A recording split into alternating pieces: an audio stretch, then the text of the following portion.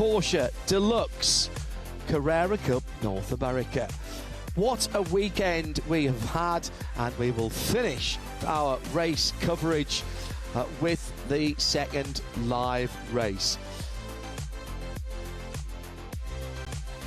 We're on the left-hand coast of the United States of America, just up from the seaside itself, on a circuit that has been bathed in history down through the years. 2.25 miles, 11 corners, Andretti hairpin, the first major braking area, onto the dry lake bed itself. Then you're climbing up the Real Straight to the corkscrew.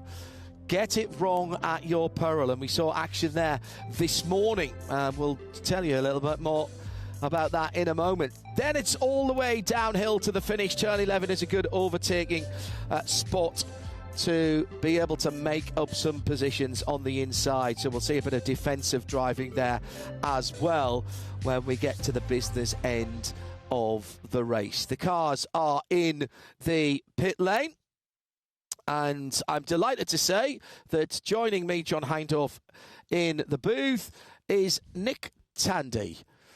Nick, welcome to the broadcast. Hello, John, and hello, everyone. Good to have your company. Have you had a good weekend, first of all? Fantastic weekend. Yeah, the sun has come out for us on Sunday, just in time for Carrera Cup racings, which is fantastic. So, yeah, I've been able to drive around in some special machinery. We managed to overpower, let's say, the 919 hybrid, which I was running yesterday for some demonstration laps, and unfortunately it's not running today, which kind of cancels out my fun for today, but I get to join you and hopefully watch another cracking Carrera Cup race that we saw this morning. Just before we look at the highlights from this morning, when was the last time you drove a Carrera Cup car in anger? About 3 weeks ago. Testing at Donington Park in the UK. That's handy. So, yes. Maybe I can grab some insight during the broadcast. Right, well, I'll be leaning on you quite heavily, as the last time I drove a Carrera Cup car was back in the 996 days, and I only did it once, at Brands Hatch. As we've been mentioning, it is the second race of the weekend. We had, well, a little bit of controversy at the start of the race early this morning. Let's see how it all played out here at Rennsport 7 at WeatherTech Raceway Laguna Seca. Top of the race, pretty decent start by Will at the front of the field, but it all went wrong at the top of the hill and the corkscrew, as there was a coming together between our champion-elect and the pole sitter. Will Martin dropping down through the field. Alex Sedgwick having a great battle through the race with Michael McCarthy in the Kelly Moss racing car. No quarter asked or given between those two. And then they went side by side into turn 4. Sedgwick pulled out of the gravel, unfortunately not for the other car. Brand new winner. Congratulations to Tom Sargent, the fourth winner this season, and the first for him and McElrea Racing. Brilliant stuff earlier on. Riley Dickinson, part of that incident, Nick, at the top of the corkscrew. One of the few, in fact, that might be the first mistake I've seen him make this year. Uncharacteristic contact there through him. Clearly, we're not saying that it was deliberate, but the sort of thing that you can get caught up in on cold tyres at the start of a race? Well, especially this morning, and there was a single dry line at the start of the race. It cleared up a bit towards the end. But, yeah, it was tough for all the guys, I think, to pick the braking point on cold tyres up at the corkscrew, and the two cars went side by side. Both came out with broken steering, which is, you know, a shame. But, yeah, I mean, what a great season from Riley this year. Actually, John, the one thing I noticed, the starting grid has changed since qualifying. So That's because you can reset the grid on your fastest lap in the race, and the race conditions this morning were way better than when we qualified yesterday. Shay Adam is standing by in the pit lane as we're coming round to start the clock, at least, for this second race of the weekend. Good afternoon, Shay. Good afternoon, John, and welcome to the booth. Nick, happy to give up my seat for you for this race. A couple of things I noticed when the cars were stage ready to go out for their lap. There's a lot of scratches on the front, particularly of the two lead cars, Will Martin and Alex Sedgwick, battle wounds from this morning's racing. But there was a lot of discussion in between the green flag this morning and the green flag this afternoon, because even though the green flag is going to start now, the car is still one more lap behind the safety car.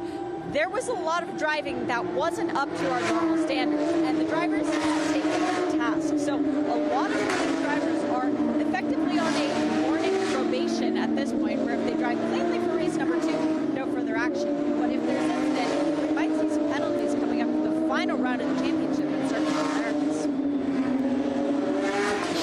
Shay, Adam down in the pit lane. The cars have come through, and we have actually started the race.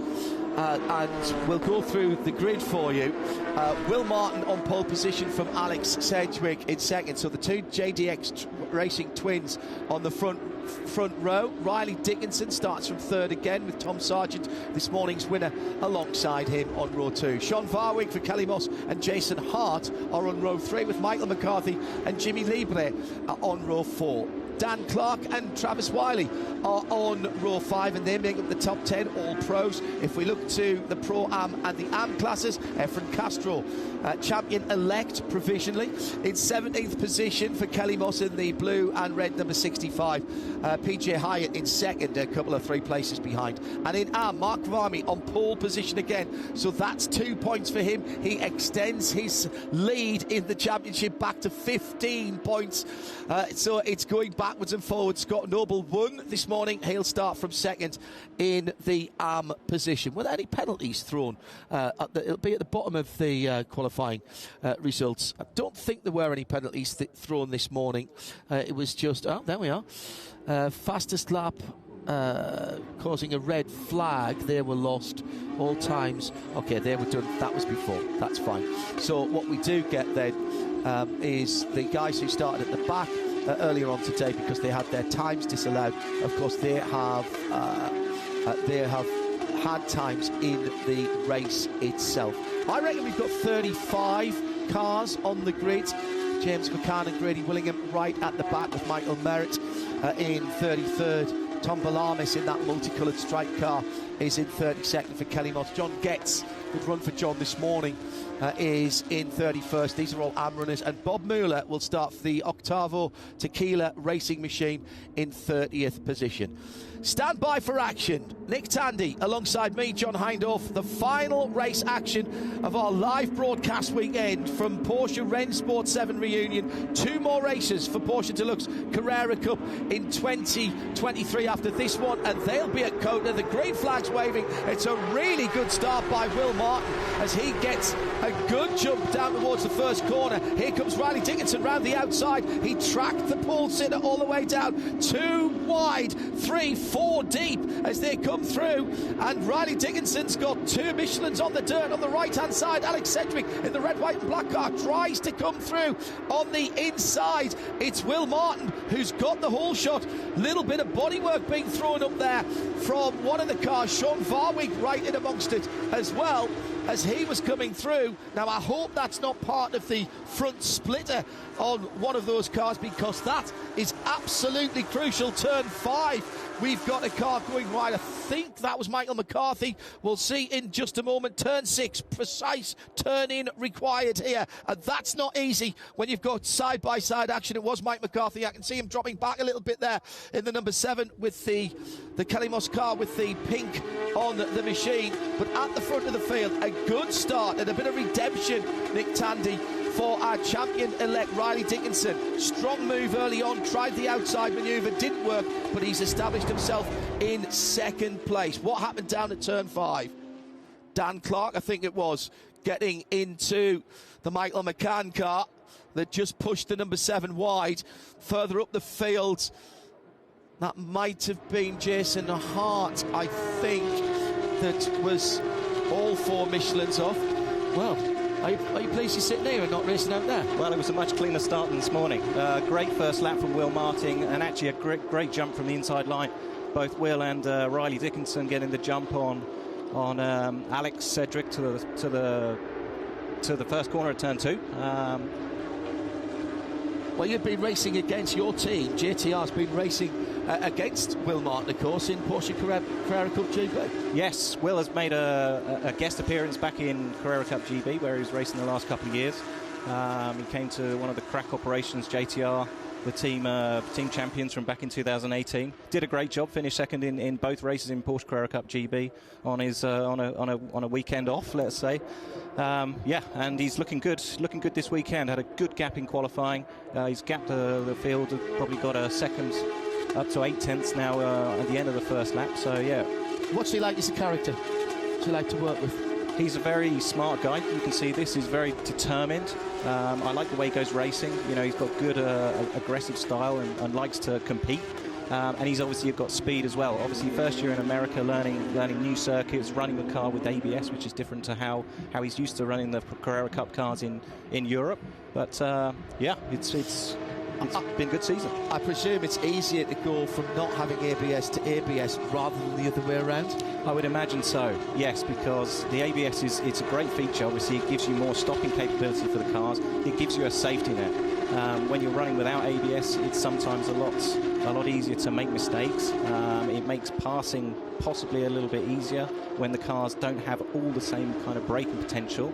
But it does mean that there's less chance for mistakes and hopefully more cars on track with the ABS systems. And the reason Porsche Motorsport North America, by the way, ticked that box on the options list for the Carrera Cup, the 992 cars, was that their thinking is that the career drivers who are coming up through this series will move on to GT4 or GT3, which of course GT3 will be at Le Mans next year, and that does have a sophisticated ABS system. Efren Castro, by the way, in the 65, up to 17th position for Kelly Moss and leading Pro-Am. He's got Nick Boole and Jake Pedersen, 2 pro cars between himself and the GMG racing machine of Kyle Washington. That's the blue and yellow car.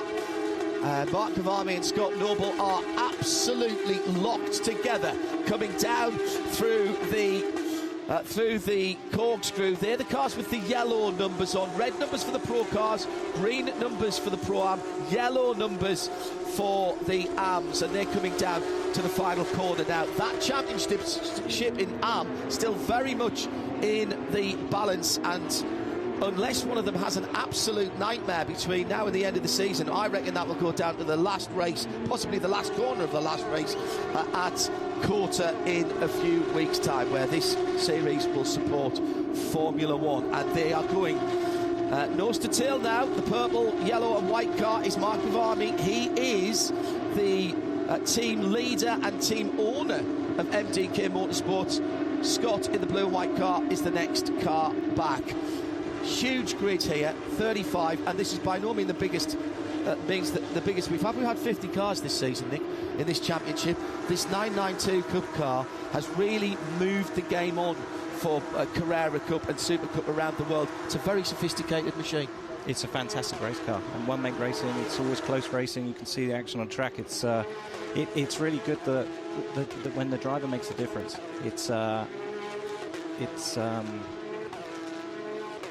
When the driver's making the difference, it gives you a chance to prove yourself, and I think it gives you an equal playing field, and it entices people to come racing. You know, the sprint style, the 40-minute races. It's a good duration on track, lots of track time, and lots of action.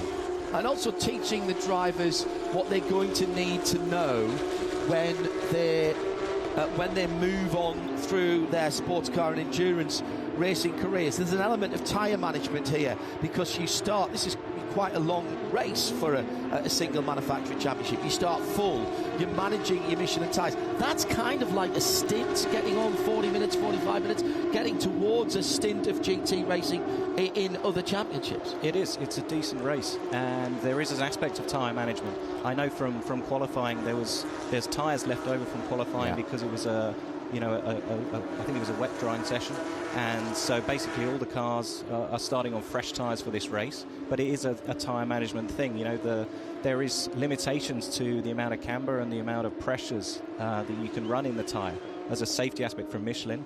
And once the tyre pressure comes up to a over an optimal level, which will happen probably as early as halfway through this race, there is a lot of tyre degradation, and the guys will know this. You'll want to be protecting the car, protecting the tyre from the beginning to hopefully hang on to something towards the end. Shea Adam is in her more natural habitat for the longer races. Normally sits where Nick is at the moment. She's down in the pit lane.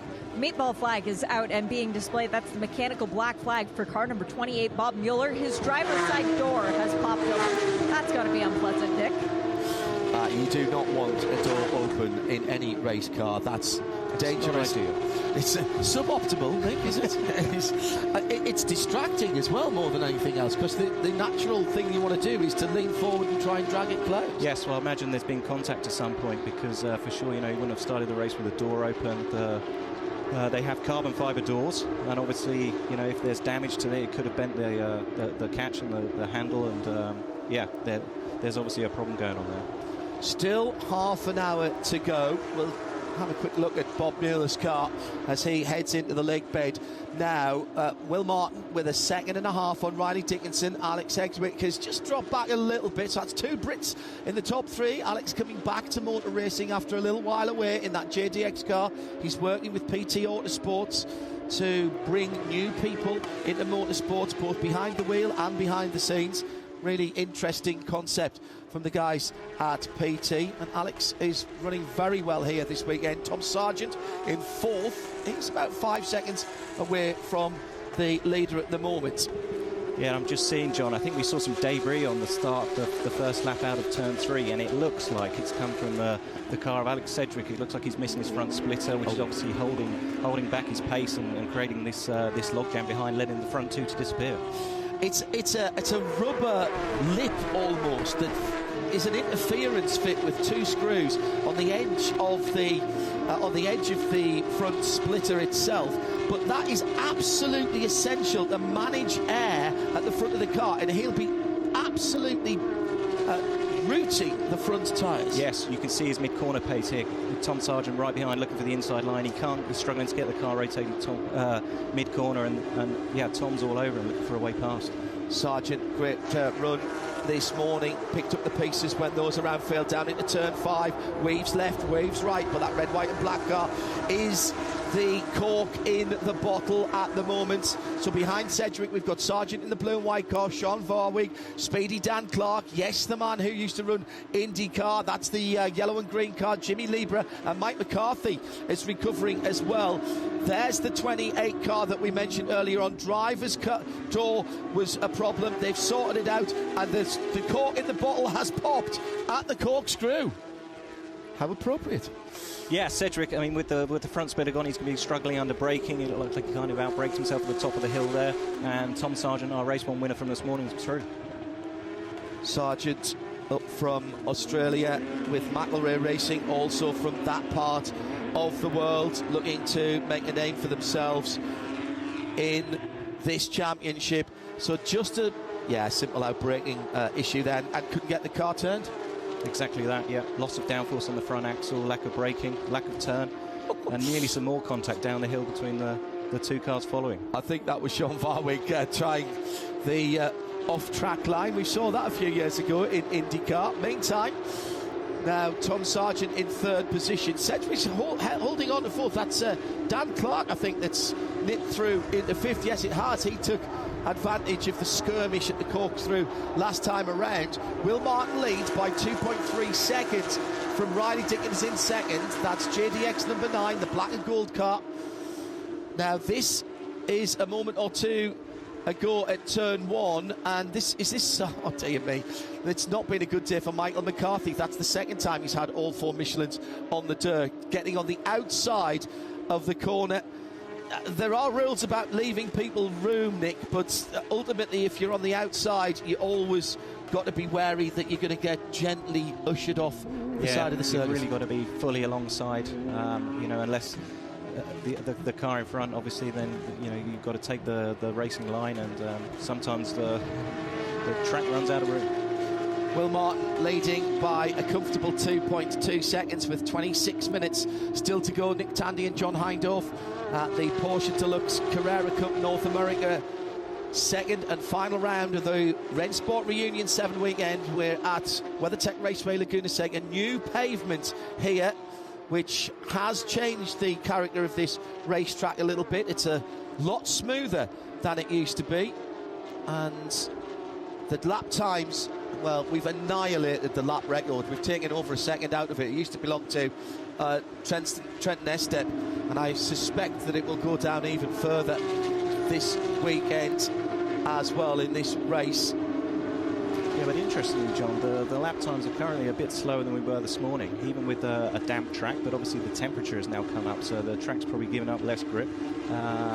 We've got Will Martin out front at the moment with a 23.9 best lap, which is just half a tenth shy of the lap record set this morning, so the pace is strong. It'll be interesting to see now. Tom Sargent up in third place after getting past Alex Sedgwick, what sort of pace he can have. He's just put in his best lap of the race. See if he can close down on the leading pair. Obviously, JTR have been super successful down through the years in this category back in the UK. What is the key? You've got to spin it down at turn 5 and thinking in the... Oh, OK, that is... there's somebody off the circuit as well. So that is the multicoloured car that had the problem this morning for Tom Balamis. And that's... I've got a feeling, is that the 63? I think it's Mike Merritt of McCann Racing. Yes, it is. He goes right. That's the one with the tangerine on it.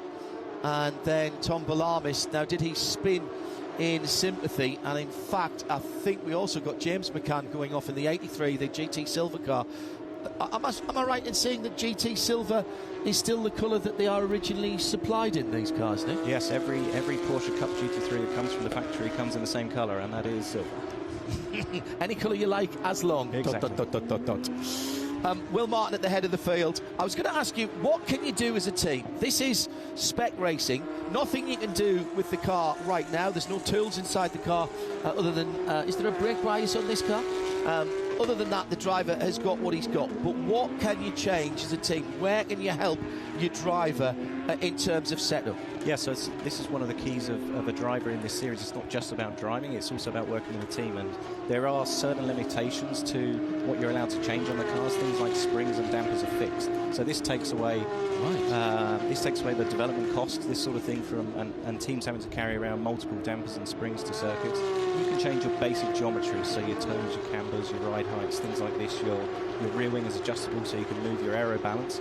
And obviously a key for a driver is figuring out what they need for their driving style, and the team then working with them to figure out how each driver needs a car that's set up slightly differently based on their driving. So there's a lot that goes into it, and a lot that the team can do to help each driver.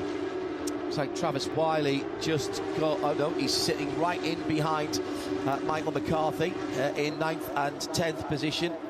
Dan Clark with a row of Porsches behind him. Dan sitting in 4th position, and basically 4th down to about 11th or 12th are all within striking distance of each other. That might have been a bad choice of words there, Hindhoff. Maybe take that. They are all within sight of each other, let's say.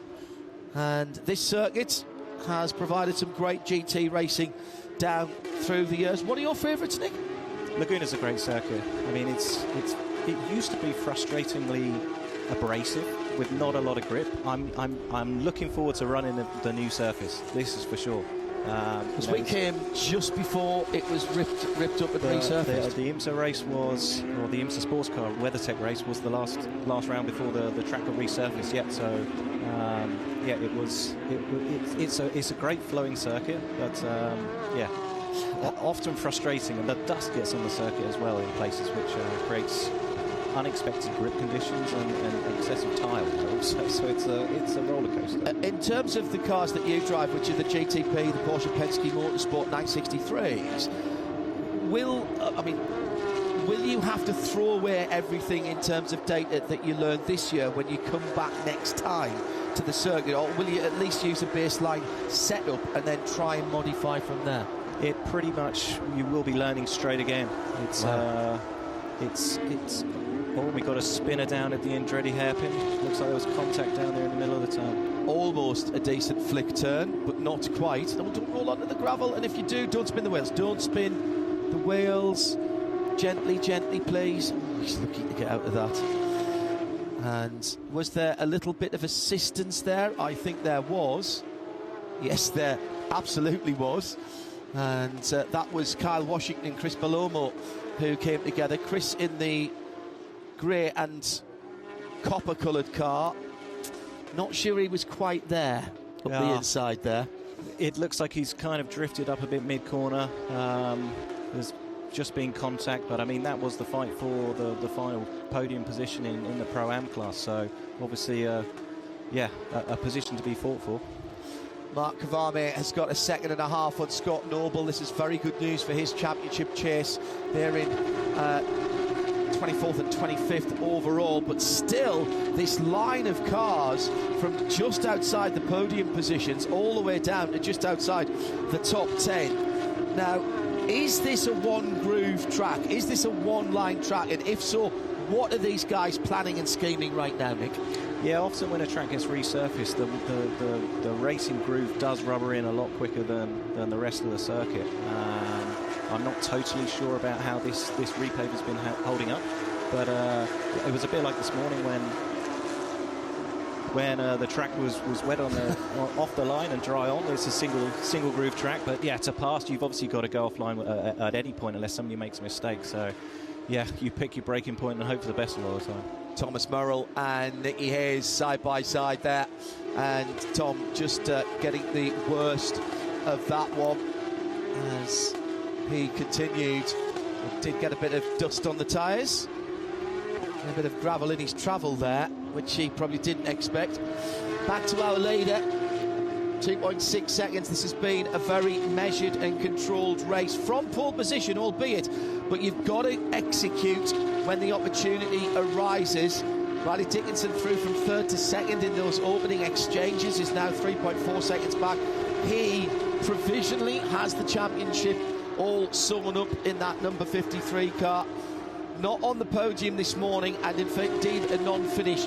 That was his first non-finish for over a season and a half, and his first time off the podium for well over a season as well. Efren Castro sits at the lead of the Pro-Am category with the blue and red number 65, and he's had a decent run up. He's up to 18th position. Jason Hart has just gone by him for MDK Motorsport, but that wasn't a class battle, so he again right now provisionally is champion with his nearest competitor Marco Cerrone not at the races this weekend. Marco, we wish you well. Hopefully see you at a racetrack again as soon as possible. So Will Martin controlling things at the front of the field. Riley Dickinson, Nick, has really focused in this year. He's a young lad. He's only 21, just turned 21, but he's already in this is I think his 4th or 5th season of this type of racing, so he's got a lot of experience. Obviously he's already looking forward to the Porsche Young Driver Shootout, and that can literally change a driver's life. It can, absolutely. You know, Riley's done a fantastic job this season. Clearly, you know, his points situation at the moment is, champion with 2 rounds to spare. Amazing job. But yeah, so one of these drivers will have the chance to go for the International Scholarship, which is based from Porsche in Germany. And the winner of this, there will be a candidate from each Carrera Cup around the world, and the winner of the International Scholarship going for the season in Supercar. We'll talk a little bit about that in a moment and what that could do. The battle for the AM lead, and this is the battle at the front of the championship. The purple car is Kavame. He was the leader, but Scott Noble is on a heck of a roll. The momentum that he has had since the middle of the season, he's been nearly perfect since the first race at Road America. Wins, poles, fastest laps. He hasn't had the 2 poles here this weekend, but it looks like he may get the 2nd pole. Tiny mistake by Mark there, trying to go a little bit too defensively and maybe off that rubbered-in racing line. Yeah, absolutely, John. You know, they were battling hard down into 2. It looks like Kavami's been laid on the brakes. I'm assuming that Noble's, had him under pressure for the last couple of laps, and finally he's managed to pressure him enough in to make a mistake, just braking a little bit too late, and Noble making a great move up the inside. He came into this weekend with 18 points between them. It's went out to 20, then it's gone back down to 13 as it stands right now. Battle Pack further down the pro field. See Alex Sedgwick in the red, white and black car. He's in behind Jimmy Libre for MDK Motorsports, as that's about half of the pro field sitting in behind each other. I just want to go back to that young driver, the International Young Driver Scholarship, Nick. You've been involved with Porsche for a very long time. Your start in motorsport was different, if not unique, from most of the people we talk to. Who's got a bit of side-by-side action into 6, which is always going to take my attention. I think we've got through that all right. Yes, we have. You started on dirt ovals and mini stocks, but what does it mean to a young driver as the Nola Sport car is fighting back at the moment for Tom Merrill and Bailey Hall as they come through? What does it mean to a young driver to get into the good books, if you will, to get into the Porsche family and have them mentor you through that part of your career? It's a huge opportunity. You know, you've got everything is kind of laid out in front of you. The hard bit about it is then being the guy that gets the chance to do this, you know, and it's tough. You know, there is lots of people, obviously lots of drivers, lots of Carrera Cups around the world going for these junior places from an international point of view, and the Porsche Super Cup obviously being the international Carrera Cup, let's say, with these exact same cars. But if you do a good job, you know, you win races and you win championships, then you know, there is people watching and people like Porsche that need drivers and are going to potentially ask you to go and race their cars in the future. Is it a good time to be a sports car endurance racing driver?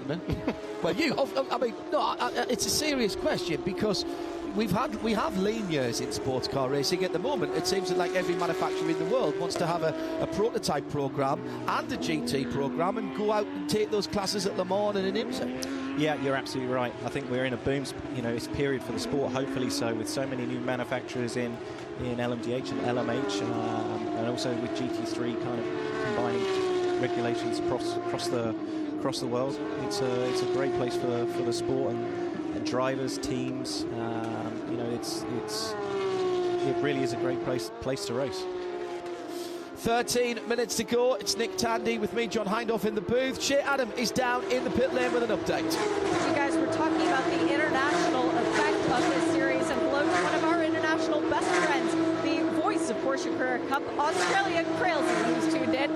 I met a friend of Crailsey's, that would be Roy Hall, father of Bailey, a little bit earlier on, and he informed me just a little bit of their travel schedule. Now, Bailey making his series debut here in North America earlier on today, racing here at WeatherTech Raceway Laguna Seca, and then at Circuit Americas to end the season.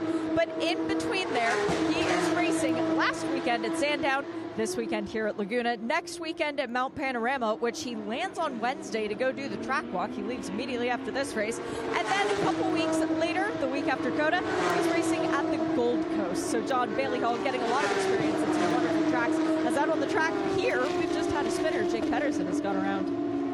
And spread a bit of gravel on the track at the final corner. I noticed Harry King's going to be part of that Carrera Cup race, supporting the Bathurst 1000 next weekend as well. Again, a driver that you'll know very well from his exploits in the Porsche Carrera Cup. See, that's just a quicker way of saying it. Porsche Carrera Cup in the UK. I wish them all well. A very special place at the Mount Panorama Circuit in Bathurst, New South Wales. Looking forward to go back there in February next year for the 12 hours. Not Bathurst, yeah. Not been to Australia, no. I've really the 1000, the big race, the great race. Yeah, fantastic. Would love to have a chance to go. That's right up your street, that. Absolutely. You know, the supercars, and it's a race that I watched as a child on TV. You know, so yeah, but it's just never come across my kind of calendar to ever go there. Go back to a GT and race there. Maybe one day. It's never really taken my fancy, to be honest, John. I like my racing in the States. Do a bit of the Nürburgring. and occasionally get to race at home even nowadays. Yeah, really. Very nice. We're down into the last 11 minutes. That was the voice of Nick Tandy, Porsche factory driver, sitting next to me, John Hindhaugh, in our global broadcast centre. It's just come down a little bit at the front of the field, only by half a second or thereabouts in the last couple of laps. Will Martin very much holding on to a comfortable lead. In fact, it's come down again. Ooh, now that's come down quite a lot. That's half a second. Tom Sargent's just put his fastest lap of the race in. It was a 25.1 for Martin last time around, a 24.4. Now, with 10 minutes left, right now, Nick, I'm not saying that this is anything to worry about for the JDX Racing driver, but he needs to keep a weather eye on this, because it looks like Riley's picking his pace up, whilst the leader is actually just letting it slide a little bit. There could have been a bit of traffic. I've noticed, the cars have been catching the slower cars at the back of the grid and going through traffic. If you get held up at the corkscrew, for example, it's an easy half a second loss. So I think Will's, he's driven an exemplary race so far out front. Both Will and Riley stretching out at the start, making a good gap whilst the others were squabbling, and it's been a decent run, like you say, from Tom Sargent since he got past Alex Sedgwick at the earlier in the race, and looking good for another podium to complement his great win this morning. Actually, I was talking to his coach, or somebody that's been helping him out recently, Matty Campbell, one of my colleagues at Porsche Penske Motorsport. And he was saying, just how well that Tom had come on, and what a great result that was for him this morning. Well, Matty absolutely knows how to drive one of these cars. He's been an absolute star. And perfect example is what we were talking about before, of coming up through the Porsche ranks. The GTP squad of drivers, both in IMSA and in the FIA World Endurance Championship, the majority of drivers have had Porsche GT experience. Yes, absolutely. I think anything you can drive at any point gives you experience, and it's great to see not just Porsche, but a lot of the LMDH, all the prototype manufacturers, also giving the GT stars of the world, if you like, a chance in other cars. Efren Castro just off the circuit on the last corner and kicking up a bit of dirt. That was our leader in the Pro-Am category. Jason Hart had gone by him. Stefan Rudzinski was close to him as they went across the line. So he's moving, that's the main thing. I can see him tracking around the circuit on the tracker. Under 8 minutes to go, and Riley Dickinson has brought it down to 2.6 seconds at the head of the field, barely a tenth between the two lap times last time around. Tom Sargent is a further 9 seconds further back. Efren Castro continues to lead in Pro-Am. PJ Hyatt in the dark grey AO car, the Kelly Moss Racing run machine. The number 23 is in second. Chris Palombo, after that little rubbing his racing incident earlier on, has established himself in third in Pro-Am. Scott Noble has pulled out 2.2 seconds on Mark Kavami. If they finish like this, with Scott having the fastest lap, that would be 7 points between them, unofficially and very provisionally, because arithmetic was never my thing. It was double period on Friday afternoon. Guess how many times I was there. And so that is how they would go into the final weekend. It looks as though Castro is fine. Tom Palama is pulling out of the way. Tom Palamis, excuse me, pulling out of the way to let faster cars go through, including the battle for that Pro-Am category, that Am category, excuse me. There's the gap, with Scott doing a great job. How much for any driver, and particularly a non-pro driver, Nick, and you've worked with non-pros in your career when you've been a mentor to them, how much is confidence and that momentum once they get the belief that they can win them and they can win on a consistent basis? How important is that, particularly when you're mounting a championship charge? I think it's massive. It's confidence, and it's giving. It's learning that, I've always said, if you expect to win, you probably, or you might do. If you expect to lose, you will lose. This is the thing. So it's having that mindset and just being, mentally ready to go and run at the front of the field. I think you just kind of get used to it. Well, Scott's had a cracking second half of the season. Started off really well, actually. He won at Sebring and then had a bit of a lean time. Then he got a couple of second places at Watkins Glen, and then the poles, the wins, and the fastest lap just came in a flood, and that has continued through to the end of the season. And hitting form at the right time is part of winning any championship, whether it's stick and ball sports or in motor racing. Effectively, it's a league, isn't it? And you've got to come out and perform in every single fixture that you go out in. Oh, and Efren Castro's off again. That's at turn 3. Now, he'll be fortunate to keep that going. Don't spin those back Michelins. There goes Scott Noble. So that's the lead, and much, much more gone from Efren Castro. What's happened here? On his own, Nick. Just lost the back end of the car. Yeah, I don't know if he's turned in off the side of the track on the gravel or what. It'd be interesting to see a view into the corner. But, yeah, obviously lost the rear on entry, ended up in the gravel on the exit. So that means, I reckon now, that PJ Hyatt in the Kelly Moss dark green car just gone through the corkscrew with the white AO branding on the side. I reckon he's our new leader in Pro-Am. Chris Palomo will be second. Moise Uretsky will have come through into third position, perhaps. If not, he's going to be very close. Now, let's see where... There is the AO Kelly Moss racing car just coming to the Mission Foods bridge now. Is that black or is it dark green? Hard to tell. It's dark green, isn't it? Fantastic colour in the afternoon sunshine. So PJ, he's been driving some of his classic cars, and he's got some great cars to bring out here. You had a go in any of the older cars this weekend? I have not, John, unfortunately. But you would have, if asked. Asked to drive a great 962 racing car or a 956. Probably had a go. Yeah. Probably. Or it'd be better today though in the sunshine than yesterday in the cold and the wet. That was very un-Laguna Seca, like I would have said. You've got to have a word with Pat Long. He hogs the best drives for himself. Don't blame him. You can do that when you're Grand Marshal, I suppose. What Porsches have you not driven that you would like to drive? Oof. In terms of race cars? I think I've been lucky enough to drive... I haven't driven the RS Spider. Have you not? I don't... Sorry, have you not? I haven't. Never had the opportunity. So I've been lucky enough to drive pretty much all of them. I would say the GT1, the 90, let's say the 98, 99, 98, yeah.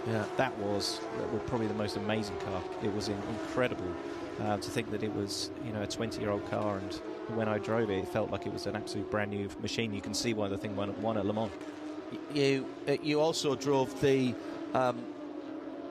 ultimate iteration of the 919 as well, didn't you? I did indeed, the Evo. It was a fantastic car. But, I mean, interestingly, John, with 2 minutes to go, it looks like Will Martin is going to catch a clump of back markers at the back. Riley Dickinson's just fallen off the pace a little bit, back to almost 3 seconds at the moment, but whether this will close up with two minutes to go. Yeah, he's catching a wee clump of cars. It's where he catches them now. He's on the straight at the moment, and as he comes across the line, Riley Dickinson will see this and be cursing his luck that he's not a little bit closer to the back of the leaders. It won't happen for the leader down into the Andretti hairpin. And all of a sudden, you almost see the body language of Riley's car pick up there. He braked really late into the Andretti hairpin. One down for our leader. Next up will be the number 32. That was John Getz, who's a very savvy AM driver. Kyle Washington, GMG Racing, is the next car ahead in the multicoloured machine. It's the number 32. And he's 6th in Pro-Am at the moment. Then Jake Pedersen, who had that spin earlier on for Raiden Racing. He might have slightly less than happy Michelin tyres after he was on the dirt. Now, this is Riley Dickinson's opportunity. He's got to get past that car in front of him. Meantime, coming down to the final corner. It'll be white flag next time around, I reckon. Porsche Carrera Cup, Porsche Deluxe Carrera Cup, North America, second race at Laguna Seca. Will Martin by 3 seconds. Efren Castro He goes across the line with Moise Aretski not got past him. So Efren in third position. He will not be happy with that. And there is one car. Is there a car there that he can get by Efren? No, there's no Pro-Am cars within striking distance, so I don't think he'll be any better than third. PJ Hyatt and Chris Bellomo look nailed on for the top two steps of the box in Pro-Am. This has been a very measured drive, Nick Tandy, by Will Martin. He's qualified on pole position, so did the job in the qualifying session and has turned that into a victory. A fantastic weekend, yeah, really dominant, like you say, qualifying on pole with a decent margin, pole position for both races.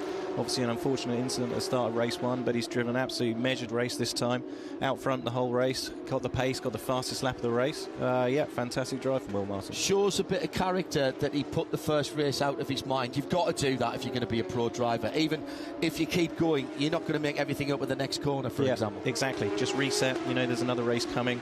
You're always unsure if, you know, there's new parts go on the car, if everything's going to be exactly as it was before. So the team have done a great job to repair it. And, yeah, he's on his way to the flag. Well, we don't know what Will's plans are for next year, but if he's coming back, you've got to think of him as a championship contender. And it will be the fifth different winner of the 2023 season. JDX have the big trophy, and so does Will Martin. That was actually nice driving there as well, because he didn't try and overtake the two cars ahead of them who are fighting for position. He's allowing them to have another lap, so they'll continue their battle as they're having their own little personal scrap. Riley Dickinson, a bit of redemption for Riley this morning. His unblemished record not being held through the season, but another podium finish for him ahead of this morning's winner, Tom Sargent in third. Dan Clark, another top five finish for the Brit and the Nola Sport Riser Nicholas team, from Ryan Yardley making up the top five. Jimmy Libra, again, a good top 10 finish from Jimmy, quietly making his way through to sixth. And the rest of the top 10, Sean Varwig, Travis Wiley, Mike Cooper and Alex Sedgwick. He'll be disappointed. Michael McCarthy off the track a couple of times in 11.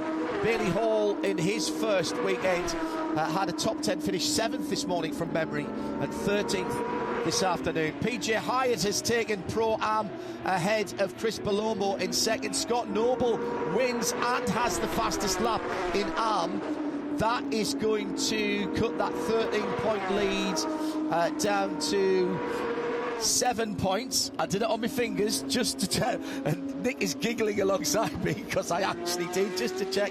Unofficially down to 7 points then as we go into the final two races, supporting the FIA Formula One Grand Prix at the Circuit of the Americas. That's a great circuit for this track. Think what you want about Formula One racing there, but these cars run very well indeed. Nick, thank you very much for being with us. Thank you very much for having me. I enjoyed that very much. Well done to all the winners.